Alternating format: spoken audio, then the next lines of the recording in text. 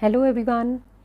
Today's lecture is on functional classification of muscle, next part of locomotion and movement, and these parts are also important from the NEET point of view, not from the board's point of view.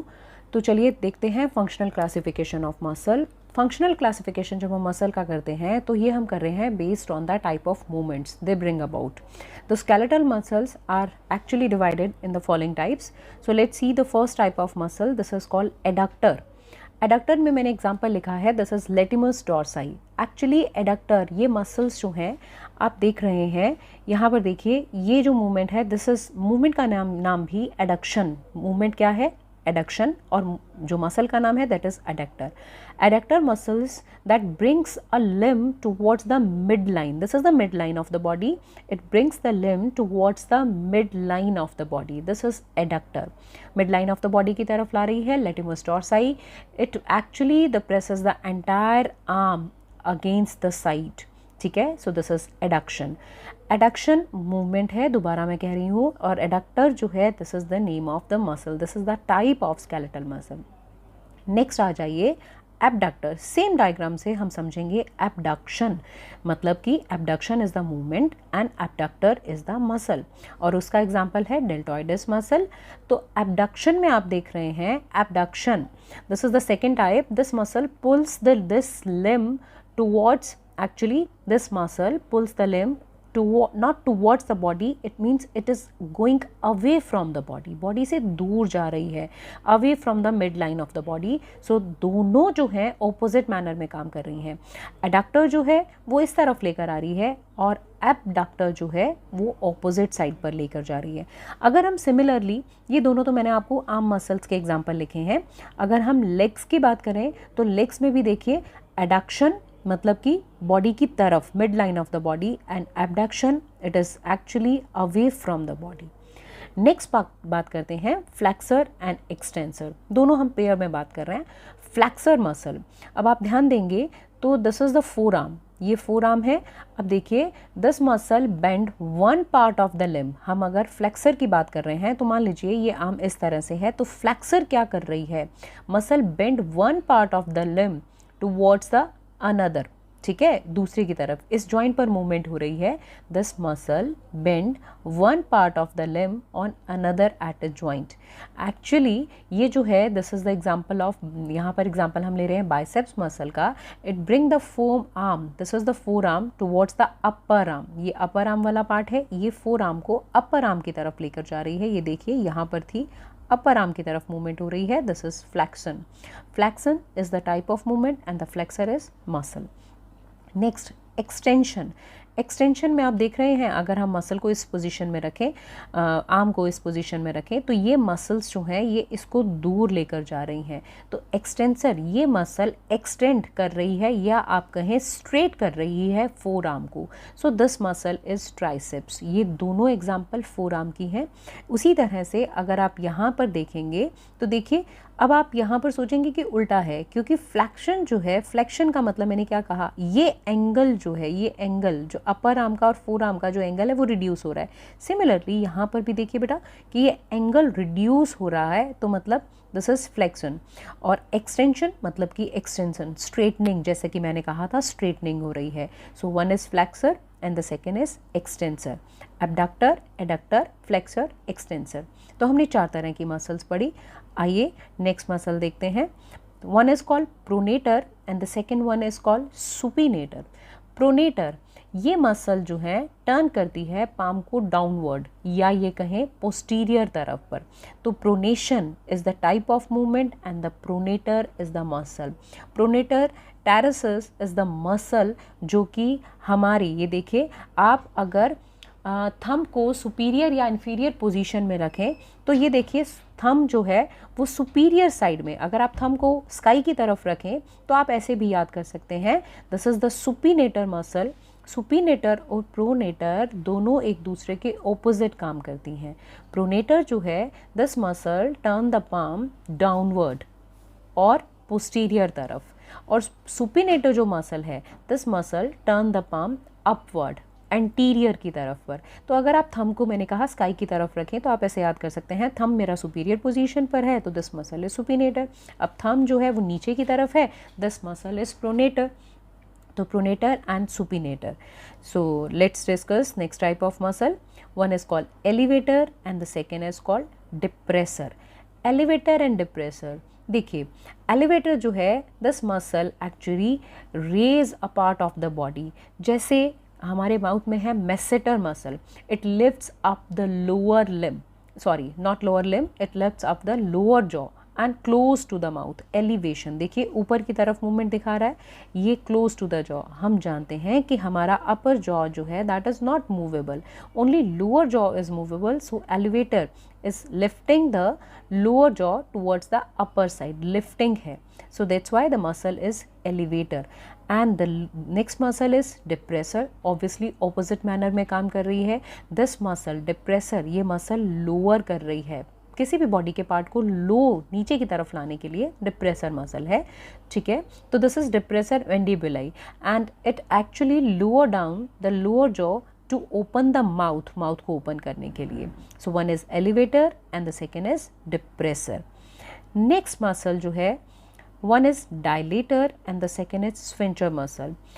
Dilator and sphincter they actually work in the opposite manner.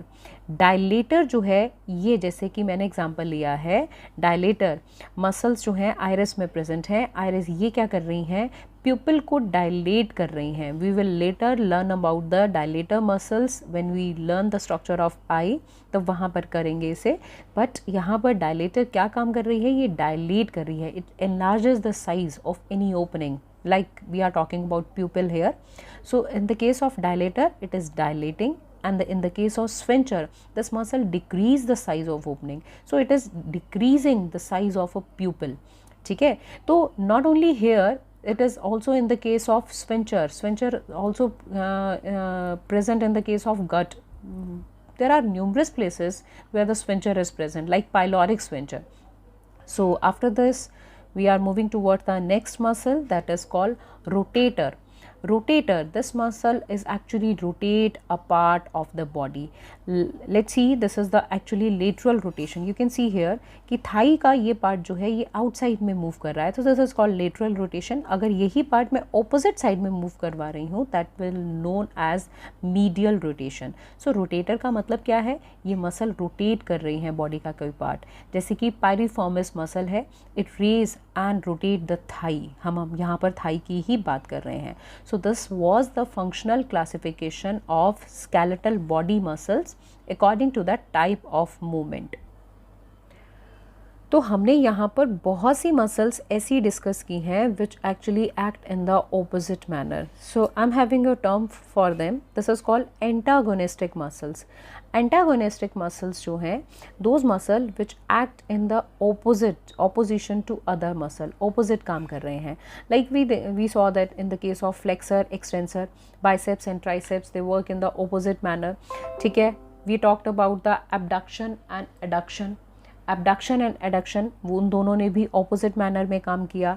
Pronator and supinator, elevator and depressor, they worked in opposite manner. So those muscles जो opposite manner में काम करते हैं, हम उन्हें antagonistic muscles.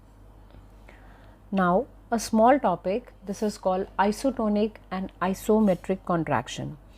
Two types of contraction we are going to discuss here. One is called isotonic and the second is isometric. Isotonic, this is actually, the word literally means to same tension. When tension remain the same, whereas the changes occur in the length of muscle fiber.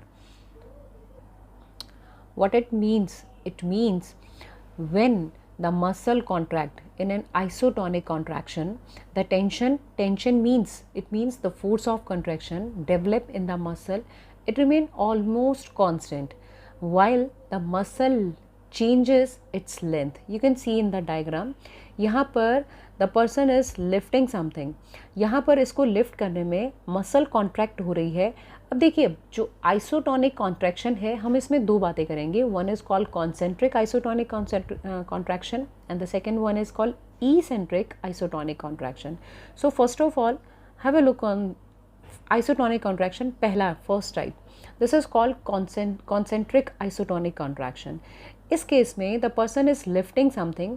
यहाँ पर आप देख रहे हैं तो muscle के अंदर जो टेंशन है या फोर्स ऑफ कंट्रैक्शन है जो मसल के अंदर है वो कांस्टेंट है.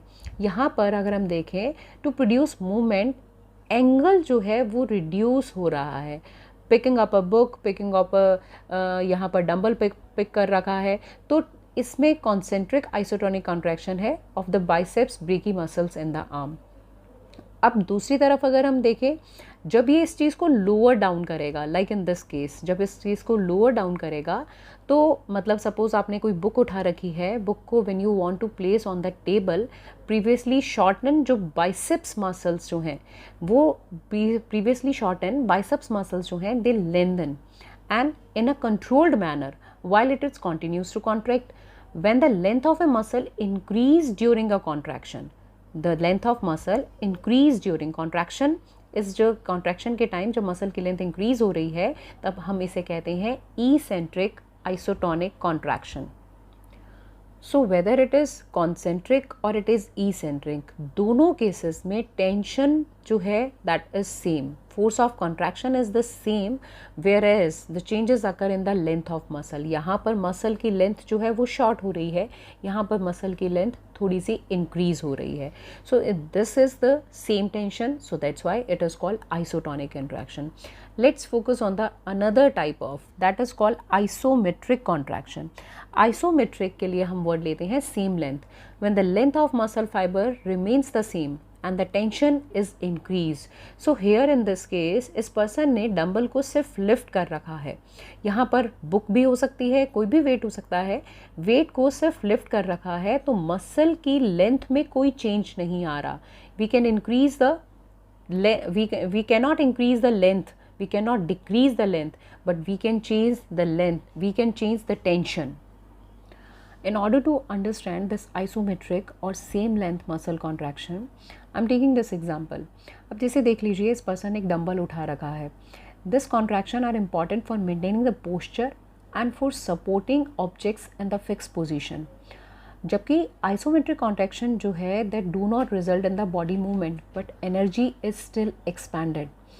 This actually the dumbbell pulls the arm downward, stretching the shoulder and arm muscles, counteract the stretch. Isometric contractions important हैं because they stabilize the joints and some other movements.